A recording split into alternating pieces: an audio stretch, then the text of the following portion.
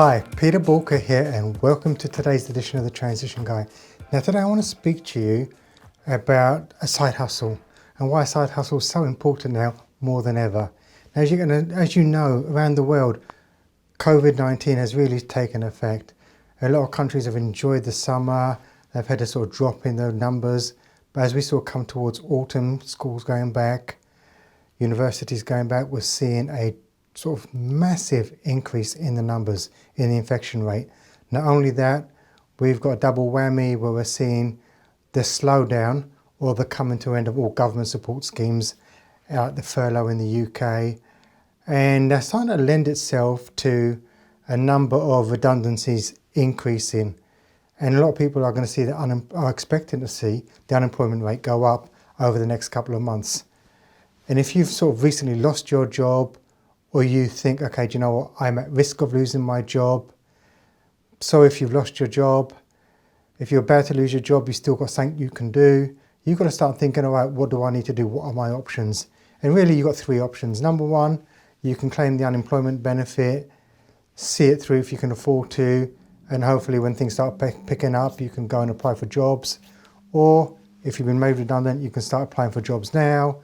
I know a number of people, really qualified people, intelligent, great at what they've done. They've lost their job through no fault of their own, and they're applying for jobs as we speak.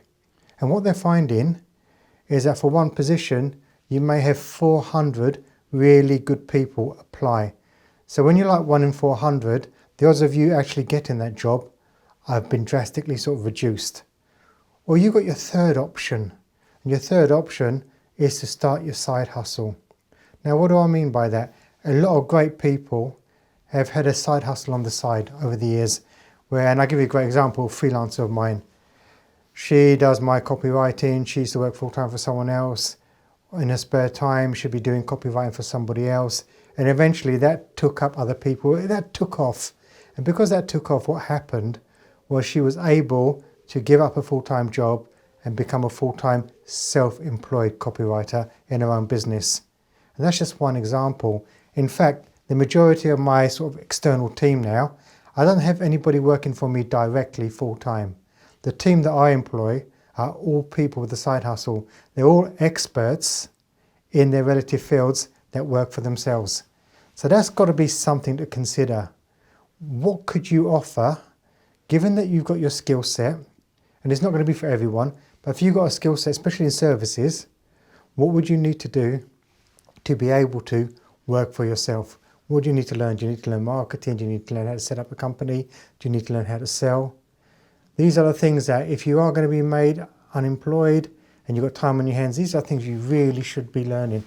Because at the end of the day, we don't know how long this recession is going to last. We don't even know what the recovery is going to look like. And if you're just sitting on the sideline waiting for it to happen, you could be sitting for a really long time. And then the problem is, maybe there'll be other people coming up that are younger, more aggressively sort of hungry for it, that may take the position that would once be brilliantly suited to you. And I know people, I've known family members actually, that took time out because they'd left their previous position looking for what's right, may have been out of work for maybe a year. And now all of a sudden, trying to find a job is becoming tougher and tougher and tougher. These are super smart people. And my advice to everybody is, okay, go work for yourself. Because what's the worst that can happen? You can fail. But hey, listen, if you don't have a job, there's nothing really to lose. But the potential upside of that is you could massively win.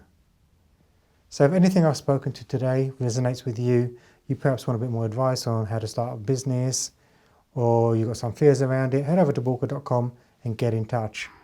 But the worst thing you can do is do nothing, because we just don't know how long it's going to last and how deep it's going to go. And the best thing you can do is take control of your life and try and steer it in some direction. Thank you for tuning in to today's episode, and remember, failing to learn is learning to fail. Please stay safe.